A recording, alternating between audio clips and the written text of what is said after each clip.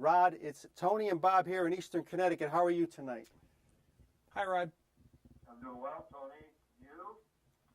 We're doing fine, Rod, and it's an honor to have you on. Thanks so much. I know you were on Tony's show a few weeks back, and we're just very So pleased to have you. pleased to have you here. A little background on Rod for our viewers, Tony.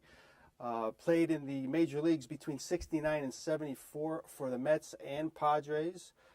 Former player at Long Beach State and Long Beach City College. 178 games between that 69 and 74 period. Of course, a member of the 69 amazing Mets. He scored the winning run in Game 4 of the World Series in 1969. Again, Rod, it's a pleasure to have you on the show. You grew up in California, went to school there, Rod. Then you find yourself in your early 20s playing 3,000 miles away in Queens, New York. Is that a culture shock? That has to be a little bit of a culture shock, Rod. Right now, am I talking to Tony or? This is Bob. Tony is on my hi, right. Bob. Yeah. All right, yeah, okay. Hi, Bob and Tony. Hi. Yes, I never really. I think I might have flown one time in my life before I, signed in 1967 at Long Beach State College, but yeah, it's a little different in California, no doubt, and obviously, as far as I'm concerned. Yeah, I'd say a close second would be St. Louis, but probably New York, best place to play, no doubt. As far as just enthusiasm, knowledgeable fans, and just a great place to play. And what a year he comes in, Tony. 1969. Now, Rod, this is a team really? that had won 73 games the year before in 1968. Now, did you ever think in your mind that they could be a 100-win team? Obviously, there was some talent there, great pitching, but did you ever think they could win 100 wins, get 100 wins, and not even to mention the whole World Series thing? No, because I just tried to make the ball club in 1969. That was my first year in a major league contract. I'd signed less than a year and a half before, and I had 2 good years, and they put me in a major league roster, not planning on keeping me. They planned on me going out, shipping me out to AAA ball in 1969, but my buddy Art Shamsky got hurt and gave me a chance to play, and so I made the club. And I had no idea about, winning the championship or anything. I just wanted to make the ball club. But of course, once we got rolling, then we thought we could beat anybody. And they finally did. Gil said, I think Gil said, I don't know, it was in May or June or something, we had like a 10-game winning streak. And he said, the boys believe that they can, they can do it. They can win. And he didn't say do it, mean the world championship, but he knew that after we won 10 straight games, that we had the confidence knowing that we could win and beat anyone, which of course eventually we did. And that was going to be my question before we get into the World Series, Tony, about Gil Hodges. We've had his son on the show. You're only manager during your 2-year stint in New York. Wanted to know about his main strengths as a manager. Obviously, putting confidence in you guys was one. We found out that he was a very kind of a quiet, nervous kind of guy, but his strengths as a manager, Rod. Oh, well, I don't know. He was strong, great leader. He was quiet. He didn't talk to us too much. Nervous? On the outside, never. Inside, yeah, probably, because obviously the stress he held inside and, probably eventually led to his death, a heart attack. But I'll tell you, he was a great leader. I mean, he ran it, I think I told Tony before, he ran it like a business, and he ran the ball club like a business. We all knew we had to do. He didn't have to tell us anything. I mean, the guy was super. As I mentioned to Tony before, he should not be in the Hall of Fame just as a player, which is ridiculous. He should have been involved years ago, but also as a manager. We agree, Rod. I'm sorry? We agree wholeheartedly. Yeah, he does belong. Well, all New York area. Who votes on these things? I mean, it's a joke. I mean, I don't get it. But anyway, yeah. But Gil was good. He treated us all the same. He treated us like crap. But That's okay. Just kidding. I was going to say that. Yeah, just Translated kidding. He treated us all. He did treat us all the same, though. I'll tell you, he didn't favor anybody, and I like that. I mean, I don't care who it was. He was a good man, and he stood up for us, but he showed no favoritism that I saw. Just a quality class guy. Again, we're on the phone with a member of the '69 Amazing Mets, Rod Gaspar. Tony, question for Rod. And Rod, once again, it's an honor and a pleasure to have you. You know, the thing. Hi, Tony. How are you? Is this from the same station as before? No, this is actually this is our sports show in upstate Connecticut. So we're okay. we're on a different band here with the same guy. Good. You know, as far as when I think of the Mets, and you and I discussed the fact that I could remember going to the Met games in the late '60s, and all you guys just, I mean, like, you know, I'd see Seaver. Well, let's just talk about Tom Seaver. Working his butt off, chasing flies, running around, taking batting practice, sweating in the hot days with the windbreaker, going over to sign autographs, turning his hat backwards. And you guys had such a relationship with the fans. And, you know, the fans ate it up. I mean, you were almost kind of like our babysitters. You know, we just, you know, and you pose for pictures. And it's just that you all seem to really get along well. You all really seem to, you know, enjoy each other's company. And was that the case on that club? Oh, of course. I mean, even now we go back and have get-togethers. I don't think we've been back as a team since 2009 on the 40th anniversary. But oh yeah, we always got along well. I mean, really well. Even, you know, like I said, even now, just a good group of guys, and I stay in contact with a few of them. But you know, just solid guys. I mean, you know, and again, you know, Gil knew how to blend them right, and we, you know, I cannot remember any hassles that we had, none as players. You know, just speaking from my experience, I can't speak for anybody else, but just very well organized team.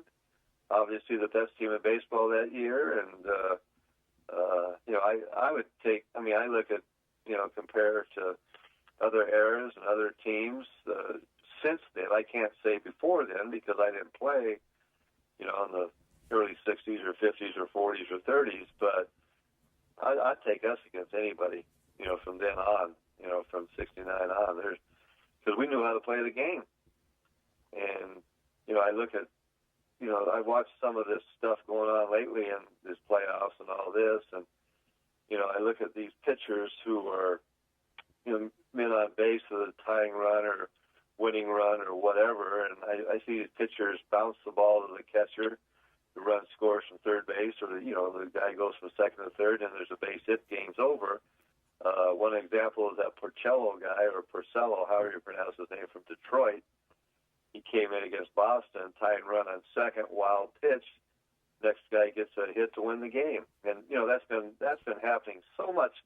And you know, I don't remember one time in 1969, not one time, and it probably did happen, but I don't remember any time that our pitchers either bounced the ball with a tying or winning run on third base or second base or whatever, and that run eventually scoring, or a pass ball by our catcher, which is normally Jerry Grody, who Seaver said was the best catcher he ever pitched to, and you know he pitched to Fisk and Bench, and those guys, yes, he did. They weren't too yes, bad. He did say but that. you know, I think it's just pitchers choke nowadays.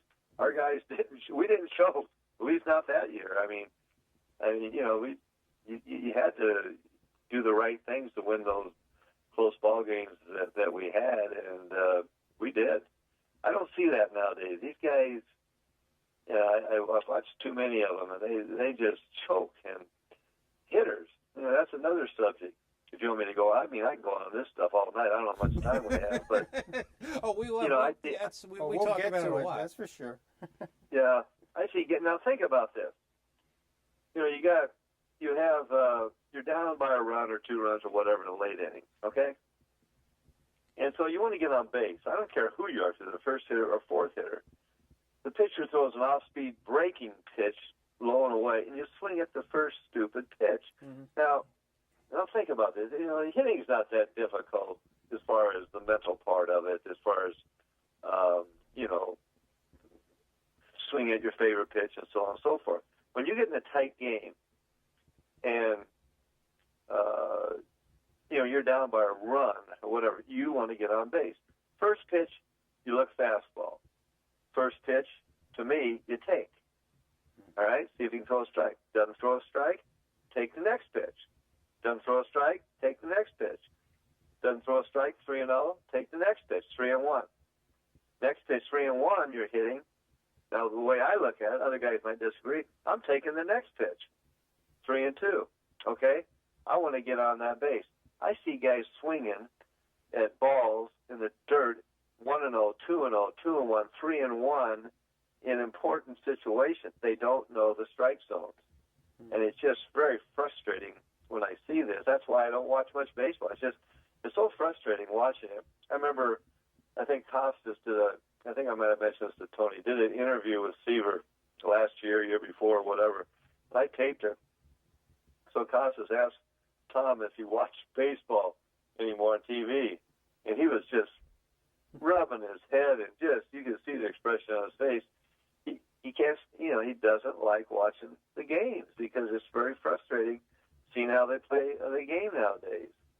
I mean, at least these kids nowadays, they're bigger, stronger, obviously, as you can see, and they can hit the ball a long ways for natural reasons or unnatural reasons. But I'm telling you, they don't know how to play the game. I'm not saying all of them. There's some guys who are pretty sharp out there. Of course, Jeter always has the list.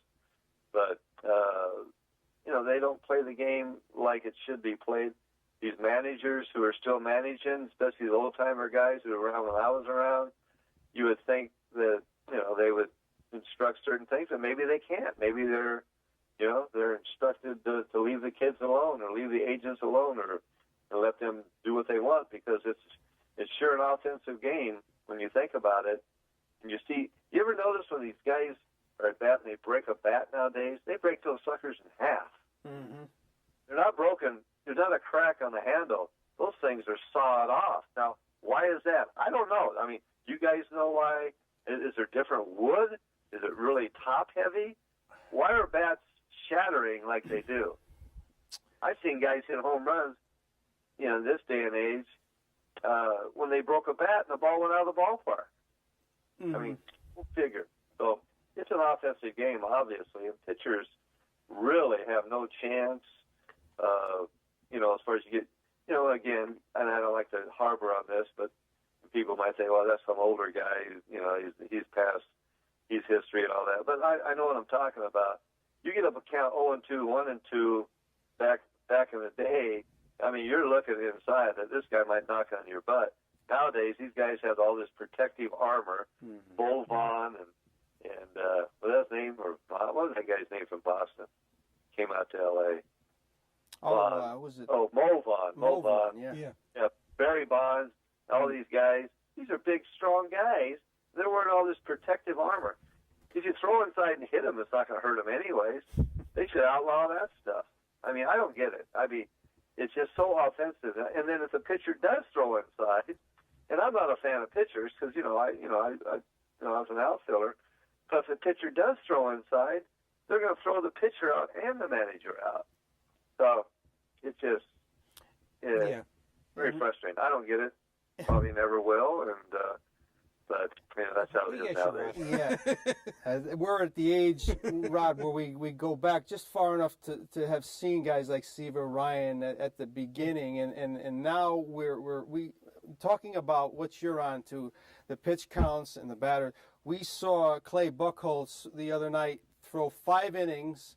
Ends up giving a couple runs and left to a standing ovation. And then Tony and I, while we're eating tonight, talking about Seaver's 10-inning performance in the '69 World Series. Rod, did Rube Walker keep a pitch count on the Met pitchers? I never heard of a pitch count until the last 10 years or something. I mean, maybe it's been going on longer. Forever settled. Thank you. Hey, these guys, you couldn't take them out of games. I mean, Tom, when he won his only World Series game, he went 10 innings. And you're not going to take these guys out. I mean, Seaver and Gibson and Kuzman and Marshall. I mean, I think I told Tony this before. We had a couple of games against Gibson and Marshall. We went. I think Gibson he pitched 12 innings. Marshall 14. We ended up winning both games. I mean, those guys aren't coming out of games. I don't get it. Why these kids come up hurt, sore arms. I have no clue. And they had this stupid pitch count. The other night Scherzer was pitching, and this guy's a stud. Okay, and they said he hadn't pitched more than 100. His pitch count was no more than 120 pitches one game all year. They take him out. Then they end up losing the game. Jim Leyland, I admire him. I like him and all that. I know he retired the other day, but I thought he's going along with the current generation. Pitches 7 innings, does a good job. He's out of the game. Yeah. I'd have that sucker pitch till his arm fell off. I wouldn't give it to the bullpen, which of course they did, and they end up losing. I don't care. You got Verlander out of the game, in the game. I tell you that one thing, that guy doesn't want to come out. No. But they'll take him out. Heck with the relievers, let the guy go. I mean, these guys are, they're strong kids. They can pitch 9 innings. I know Nolan over in Texas. I think when he first got there, he says, I don't want my kids pitching 5, 6 innings. They're going to go at least 7 or 8 innings as starting pitchers, which I think they did over the last number of years. Yeah. And you're not going to hurt them. Let them go and throw. I mean, I don't understand. Why take a guy out when he's got a shutout or give him up 1 run and they have the lead? Keep him out there until they knock him out. That's Gaspar's philosophy. And I think back, Tony, to when we talked to the late Gates Brown. Yes. Talking about Mickey Lolich, Rod, and a guy who pitched 370 innings one year. And he said exactly what coming out of game. He said exactly what you did. He said, "The guy's going out." He says, "You're going to take Mickey Lolich out of a ball game?" Mickey Lolich right. said, "No, not happening." And it was more of a type of a manly thing back then. If you didn't go 7 or 8, no standing ovations, or these guys would probably flip off the fans if they did. It was that crazy back then. It seems crazy. It's society, too. Society, I mean, baseball's got soft, sports has gotten soft, society's gotten soft. So it starts with the society and how how things are in this. I'm not being political here because I don't like getting into that stuff, but, if you raise kids, they play soccer, baseball, whatever play basketball at a young age, and, they're 5, 6, 7, 8, 9, 10, whatever age you're old, and they don't keep score, so they don't want to hurt somebody's feelings. Right. Do you guys have that in New York? It's the trophy mentality, Rod. Yeah, you don't want to hurt anybody's feelings. Come on, man. I mean, that's part of life. There's going to be dejection all the time. You gotta learn from it and get tough and go on. Now, I'm not saying guys when I played in the 60s and 70s are that tough of guys. I know we're tougher than these guys nowadays, but I guarantee you guys in the 50s and 40s and 30s were a lot tougher than we were, and guys before that were a lot tougher than they were. So, we've all gotten a little soft over the years, and, it reflects, again, not just in sports, but in society. I mean, it's just, it's not that tough, to, go out, play a game, keep score, you win or lose. It's competition. Next time you play the same team after they beat you, you want to take care of them. You want to beat them. That's part of the game. If you don't keep score, what are you solving? Yeah. I don't think business works that way, does it? No. We're in a capitalistic society, man, and I'm a capitalist. I want to win because I can't feed my bride. That's right. We call it the trophy mentality. Everybody has to win. But you're teaching youngsters, Rod, what life is not about. You're doing a disservice, and we talk about it all the time on the show. We've had guests that specialize just in that stuff, and it just drives us crazy. But we have a couple more minutes, and as we talk to Rod, Stephanie our coordinator, has put together a beautiful collage, including a photo of that '69 Mets team that we're showing on the screen at the same time. And right on cue, she has it up. It's a nice, and we have a Rod Gaspar signed baseball on the screen, a picture of you in San Diego, in New York. It's a great shot. But again, and you find yourself back in San Diego in '71 and '74. 69, let me see, 71 and 74. Yeah, Rod, 71 and 74. You're back in San Diego. And I know you played a lot in Hawaii. Not played in bad places to hang out. San Diego, Hawaii, toward the end of your career. You played very well in Hawaii, Rod. Yeah. Right. But, how I got there was after the '69 season, Gail wanted me to go down to Venezuela and play winter ball. And I was single at the time. And I said, nah, I'm in New York. We won the World Series. I don't have to do that. I'm a big, I'll be in the big leagues for the next 10 years. Well, that's the worst baseball mistake I ever made because I come to spring training in 1970, terrible, wasn't in good shape at all, didn't make the ball club. I think I was the last guy to get cut. And so I went down to Tidewater and got in shape and played well. Was leading the league in hitting at one time, ended up getting married and, had a good year in Tidewater. And then they changed me, traded me to San Diego where I went. And my parents had me living in Hawaii at the time, so the winter we went over to Hawaii. And again, I didn't work out, and I didn't make the San Diego club initially. I came up later in the year. But, I had a nickel brain at the time, and I didn't realize the opportunities I had with the Mets and the Padres, and I didn't work hard. I didn't bust it. And I hope some young kids are listening to me right now. Mm-hmm. And I paid for it as far as not being, I played AAA ball, but big deal. It's not the big leagues. I ended up getting, it was San Diego in '71 and part of '74. But I never really worked out in those 2 years. After that, I started working out hard in the off season, but, this might have been a little bit too late. And so I paid for it by not spending a lot of years in the big leagues. And only because the old phrase is so true. Once you get, it's easier to get there than stay there because once you're there, there's some talent down the minor league system, especially the Mets, as you know. I mean, they have guys. They have, some great pitching, great outfielders, infielders. I mean, they have a very deep minor league system. But I said, heck, I'll be here. I don't, no big deal. I was on the World Series team. It doesn't work that way. You got to work hard all the time in order to stay there. I mean, you don't have to be a genius to figure that one out. But, at least, I did play 10 years. Could have played a lot longer. But, I don't know if I was going back to big leagues or not. And so, but for anybody out there, like us, especially a young kid listening, man, you got to work hard every single year, especially if you want to be, if God's given you that ability to play professional sports. There's always somebody looking, to take your job. But I have no regrets, nothing. Out of baseball, I met my bride in 1970. We've done well, and we have good kids and grandkids, and so everything's worked out okay. But I'm telling you, the best thing, as far as baseball is concerned, that ever happened to me was meeting my wife. Mm-hmm. It's only because of baseball that all these good things happen. Baseball is a great sport.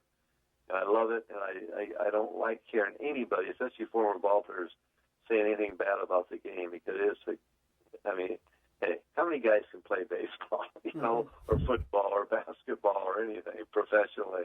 You can't beat it. It's the best profession out there.